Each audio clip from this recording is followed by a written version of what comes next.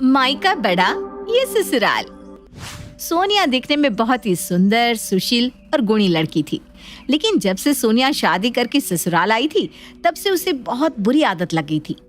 कैसी आदत? वो तो स्टोरी देखकर ही आपको समझ में आएगा। एक सुबह डिंग डोंग घर की डोरबेल बजती है और सामने सोनिया की ननद खड़ी होती है। अरे दीदी, आज इतनी सुबह कैसे आ गई आप? भाभी, चिंटू मिंटू नानी मामी से मिलने के लिए जिद कर रहे थे। रात में तो दोनों ने रो रो कर बुरा हाल कर दिया कि मुझे नानी के घर जाना है, मामी से मिलना है, इसीलिए सुबह सवेरे ही चली आई। अच्छा किया दीदी आ गई। वैसे कोई थैला नहीं लाई? कैसा थैला भाभी, मेरे और चिंटू मिंटू के एक्स्ट्रा कपड़े तो यहाँ पड़े ही रहते। ससुराल भी कौन सा दूर है, इसीलिए ऐसे ही चली आई। नहीं, मेरा मतलब था ससुराल से खाली हाथ ही आ गई आप। हाँ तो क्या हुआ? खाली हाथ यानी गिफ्ट, मिठाई कुछ तो लाना चाहिए था। ऐसे मुंह उठाकर कौन आता है? आप तो जैसे मायके थैला भर भर कर ले जाती होगी। मेरी इतनी अच्छी तकदीर कहाँ, यहाँ से भर कर ले जाने के लिए इस घर में कुछ होना भी तो चाहिए दीदी। मेरे मायके वाले तो वैसे भी अमीर हैं, किसी चीज़ की कोई कमी नहीं है, लेकिन जब मेरी भाभी मायके जाती है ना तो हम गाड़ी भर भर कर मीठा, कपड़े, गिफ्ट और बहुत सारे सामान देते हैं उन्हें। अरे बहू ससुराल से खाली हाथ जाए ये अच्छा थोड़ी ना लगता है। हो गई मायके की बड़ाई, तो दूर हटो, घर के अंदर जाने दो। जब देखो तब मायका पुराण शुरू कर देती हूँ। बहू मायके से ससुराल लेके जाती है सामान, ससुराल से मायके नहीं। आपको तो बस पॉइंट मिल जाए तारीफ का। अब तक तो आप समझ ही गए होंगे कि बहू को आदत है मायके की बड़ाई की। इसी चक्कर में वो ससुराल और मायके में हमेशा तुलना करती रहती है। ऐसे ही एक शाम में, ए जी बाजार जा रहे हो तो पाव किलो जलेबी लेते हैं आना। बस पाव किलो? हाँ तो 4 लोग कितना ही खाएंगे जलेबी। हमारे यहाँ तो 2 ही लोगों में 2 किलो जलेबी आती है। मम्मी पापा खुद तो खाती हैं, बची हुई मोहल्ले में बांट देते हैं। बड़े अमीर माता पिता है ना तुम्हारे बहू, हम तो उतना ही मंगाते हैं जितना खा सके। क्यों फालतू में कुछ वेस्ट करना, और बचा हुआ कुत्तों को दे देते हैं। अरे पड़ोसियों को देने से तो वही बेहतर है। आपको क्या पता, मीठा बांटने से प्यार बढ़ता है ना? तो थोड़ा मीठा बोल भी लिया कर। हैं? जा खाना बना। और आप क्या खड़े खड़े मुस्कुरा रहे हो, जाके लेके आओ ना अब। हाँ। फिर ससुर जी मार्केट चले जाते हैं। वहीं शाम में जब पति घर आता है कमरे में, डार्लिंग देखो आज मैं तुम्हारे लिए क्या लेकर आया हूँ, साड़ी। बस साड़ी? नहीं ना, झुमके भी है साथ में। जल्दी से तैयार हो जाओ, मैं तुम्हें डेट पर ले जाना चाहता हूँ। ये 400 रुपए वाली साड़ी में मैं कैसे दिखूंगी? और झुमका लाना ही था तो सोने का लेते। ये 100 रुपए के झुमके मेरे कान पर शोभा नहीं देते। ये कैसी बात कर रही हो सोनिया? कितने प्यार से मैंने तुम्हारे लिए सब कुछ लाया है। हाँ तो थोड़ा और प्यार दिखाकर जेब भी ढीली कर देते तो कितना अच्छा होता। पता नहीं मेरे मम्मी पापा ने मेरी शादी इस गरीब खानदान में क्यों कर दी। अरे मेरे घर में तो बस कांचीवरम और बनारसी साड़ी ही आती है, या फिर मनीष मल्होत्रा की डिजाइन की हुई साड़ी। और मैं तो बस सोने के झुमके ले आने के लिए कहती पापा से, पर मम्मी पापा हमेशा मेरे लिए डायमंड के इयररिंग्स लेकर आते, और भैया भी भाभी के लिए डायमंड सोने की ही लाते हैं। मैं ही ये लोहे पीतल में जी रही हूँ। फिर सोनिया मुंह बनाकर वहां से चली जाती है। क्या इतना बुरा गिफ्ट दिया मैंने इसे, जो ये मुझे इतना सुनाकर चली गई।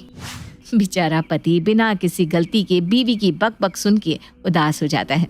वहीं सोनिया को तो मानो ससुराल की बातों को मायके से कंपेयर करने की बीमारी थी। हमेशा कुछ न कुछ लगा ही रहता था उसका। ऐसे ही एक दिन जब सोनिया की ननद कपड़े सिल रही होती है, अनजाने में उसके हाथ में सुई चुभ जाती है। क्या हुआ दीदी? कुछ नहीं भाभी, कपड़े सिलते हुए ना सुई चुभ गई। बैंडेड लगा देती हूँ, ठीक हो जाएगा। अरे देखो कितना खून निकल रहा है, रुको अभी एम्बुलेंस को कॉल कर देती हूँ। हैं? 2 बूंद खून की वजह से एम्बुलेंस को कॉल करने की क्या जरूरत है?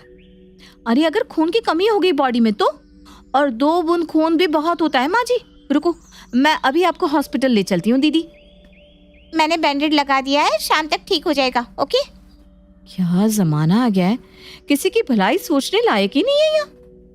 कल को कुछ हो गया ना तो ससुराल वाले कहेंगे आपके कि बहू के मायके वाले कंजूस हैं, दवा तक नहीं करा सके। ऐसे ही एक बार ना मेरी भाभी के हाथ में साड़ी की पिन चुभ गई थी। हमने 2 दिन उन्हें हॉस्पिटल में रखा था जब तक घाव नहीं भर गया।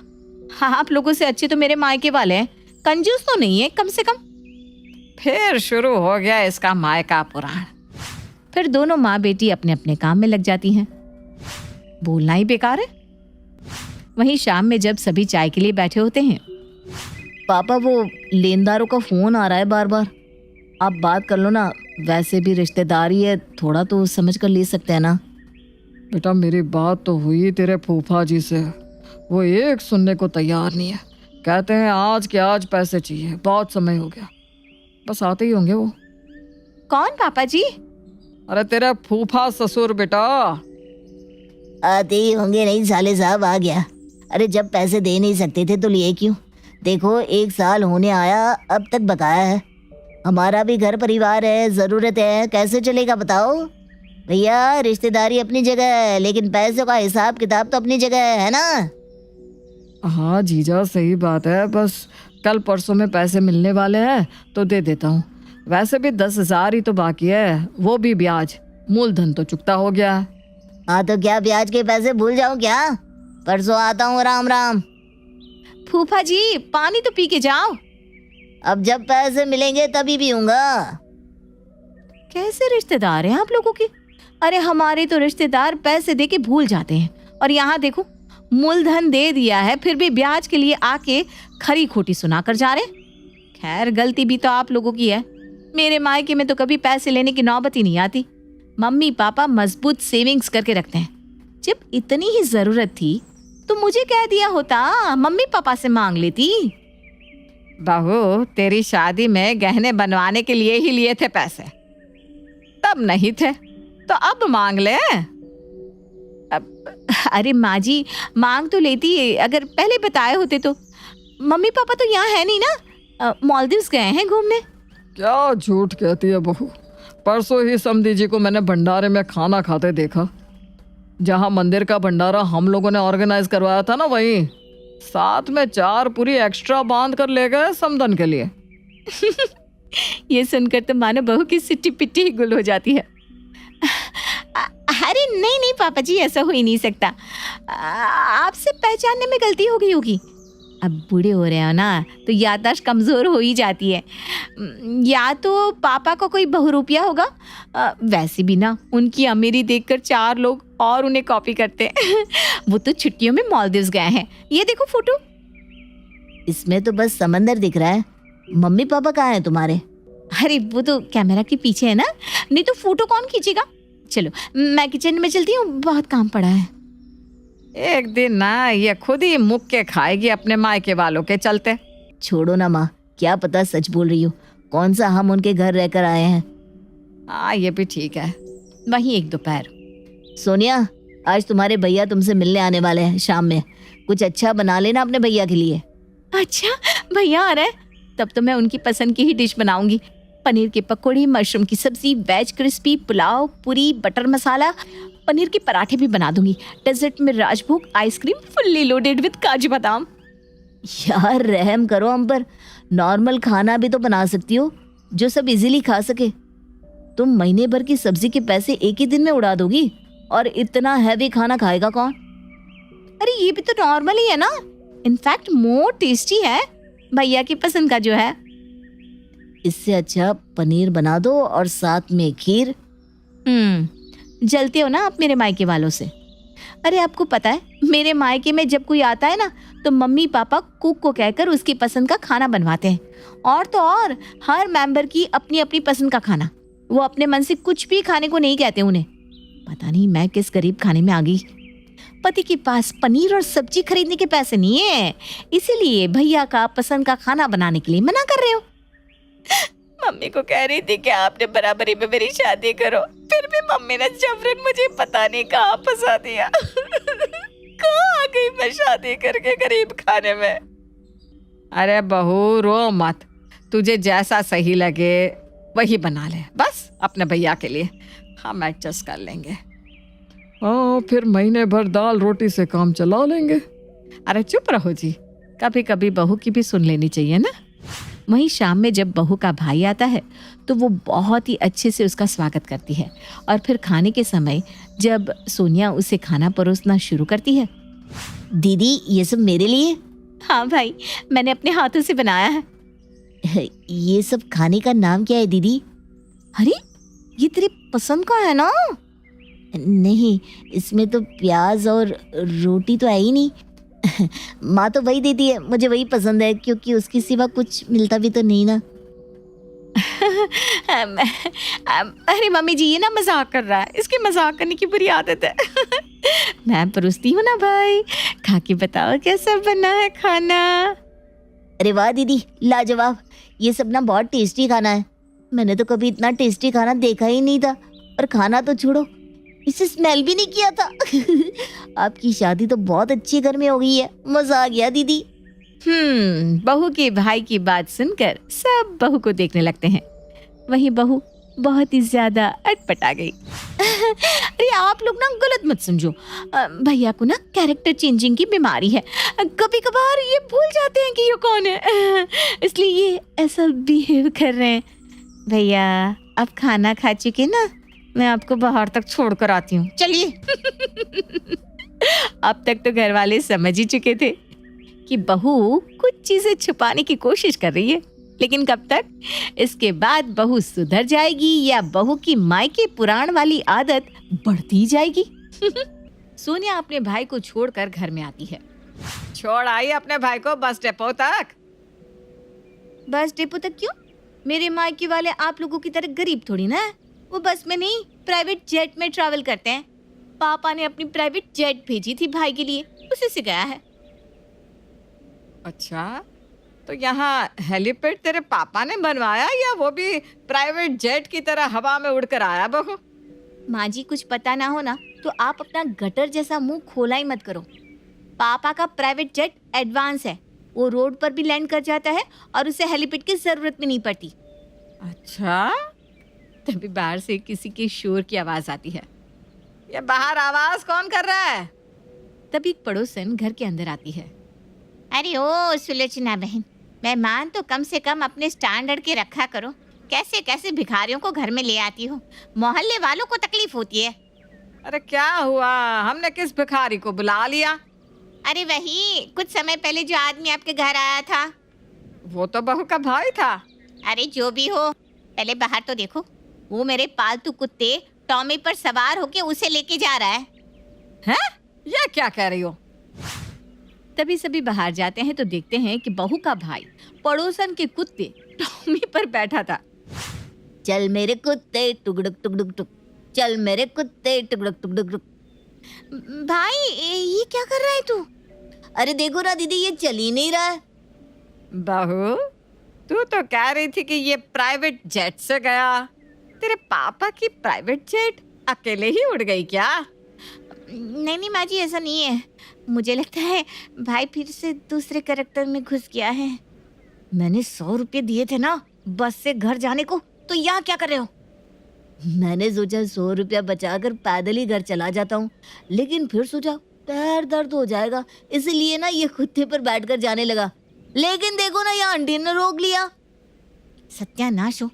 जिसके बाद सोनिया जैसे तैसे अपने भाई को वहां से निकालती है और पड़ोसन से उसकी गलती के लिए माफी मांगती है। आंटी जी माफ करना, भाई को ना कैरेक्टर चेंजिंग की बीमारी है, इसीलिए उठपटांग हरकतें करता रहता है। कोई बात नहीं बहू। देख रहे हो जी, रस्सी जल गई लेकिन बल नहीं गया। बहू की हरकत देखकर तुम्हारी जवानी की याद आ गई भाग्यवान। तुम भी ना ऐसी ही थी, अपनी गलती मानने को कभी तैयार नहीं होती थी। आप तो चुप ही रहो। नहीं मानती थी तो आपकी माँ ने मेरी अकल ठिकाने भी तो कर दी थी ना।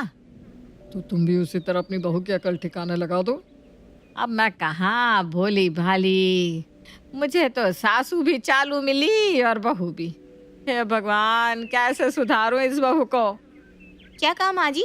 आप मुझे क्या सुधारोगी और क्यों सुधारोगी? इस घर में खुद सब बिगड़े हुए हैं। और तो मेरी परवरिश तो मायके में हुई है ना, और मेरे मायके में सब सभ्य और इज्जतदार लोग रहते हैं, तो वो तो पहले से ही सुधरे हुए हैं। चलो अब मैं काम कर लेती हूँ, बहुत काम है अभी मुझे। वैसे भी मेरे मायके की तरह यहाँ कोई नौकरानी तो है नहीं, जो करना है मुझे अकेले ही तो घिसना है। वो तो वक्त बताएगा। इतने रईस जाते हैं इसके मायके वाले। ऐसे ही एक दिन भाग्यवान, आज मुंगेरी लाल ज्वेलर आया था। हमारे पुराने गहने काले पड़ गए हैं ना, वही साफ करने के लिए। ठीक है जी। वही शाम को जब ज्वेलर आता है, लो भाई साहब ये सारे गहने साफ करके एकदम नए जैसे चमका देना। अरे इतने पुराने डिजाइन के गहने, माँ जी इन्हें क्यों साफ करवा रही हो? इससे अच्छा है कि नए ले लो गहने। और नए गहनों के पैसे कौन देगा? आप तो हमेशा ना पैसे के लिए रोती रहती है। आपको पता है मेरे मायके में कभी माँ और भाभी को कुछ भी खरीदने के लिए सोचना नहीं पड़ता था। जब चाहे तब सोना चांदी हीरा मोती खरीद लो। मेरी शादी में तो अकेले माँ ने ही 2 किलो सोना और 1 किलो डायमंड खरीदा था। आपसे ये 2 मुट्ठी सोना बदल कर नया भी नहीं लिया जा रहा है। बहू, अब हम तेरे मायके वालों जितने अमीर नहीं है ना, क्या करें? क्या ही करेंगी आप? कर्म तो मेरे फूटे हैं जो इस गरीब खाने में मेरी शादी होगी। अब जिंदगी भर यहीं सड़ूंगी मैं। अरे मत सड़ना, अपने मायके चली जा। इतना है तो अपने पापा को कह दे कि प्रॉपर्टी लिख दे तेरा नाम। हाँ लिख तो देते, लेकिन पापा ने ना अपनी पूरी प्रॉपर्टी गरीबों में दान की है, तो पापा के बाद उनकी सारी प्रॉपर्टी गरीबों की है। उनको पता है उनके बच्चे उनकी तरह मेहनती है, कमा कर खा लेंगे। अच्छा, ऐसा भी है क्या? नहीं तो क्या। फिर बहू ठुमकते हुए वहां से चली जाती है। ऐसे ही एक दिन पति थका हारा उदास घर लौटता है तो क्या हुआ जी, बहुत उदास लग रहे हो? कुछ नहीं, वही डेली बॉस की किचकिच सुननी पड़ रही है और क्या।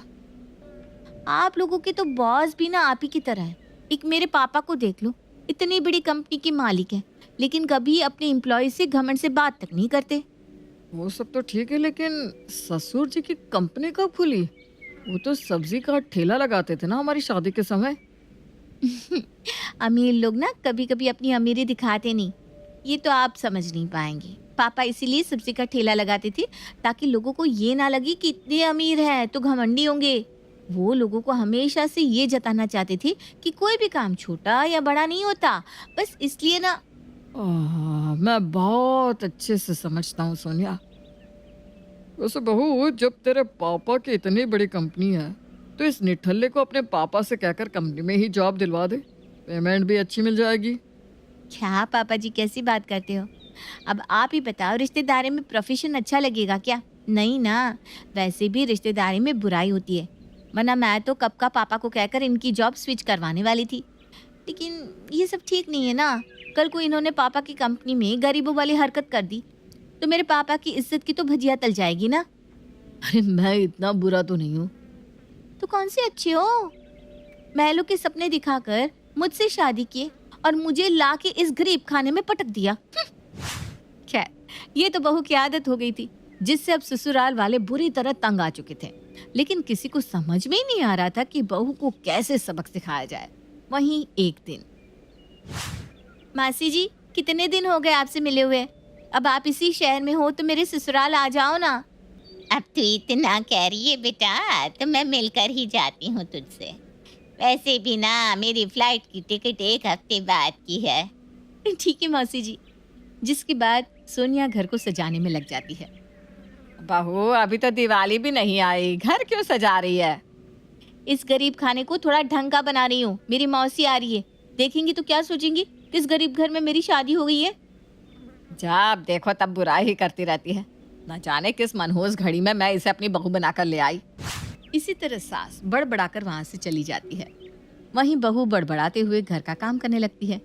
शाम को जब डोरबेल बजती है, देख तो बहू कौन आया है। मेरी मौसी आने वाली थी ना, वही आई होंगी। बहू दरवाजा खोलती है तो सामने खड़ी थी मौसी। सोनिया जाके झट से मौसी को गले लग जाती है।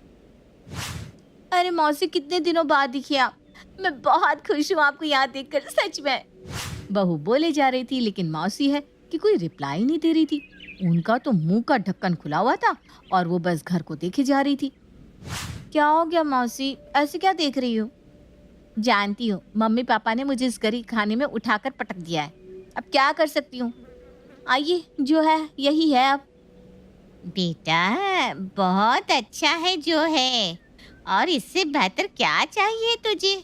जानती हूँ, शादी के बाद तो सब सांत्वना ही दे सकते हैं। चलिए आप बैठे मौसी, मैं खाने पीने के लिए लेकर आती हूँ। फिर बहू अपनी मौसी की खातिरदारी में लग जाती है। वहीं मौसी बैठकर अपनी समधन से बातें करती है, हंसी मजाक करती है। लो मौसी पानी पियो। मौसी फिर से खाने की ट्रे को देखने लगती है जिसमें 2 तरह के बिस्किट और नाश्ता रखा था।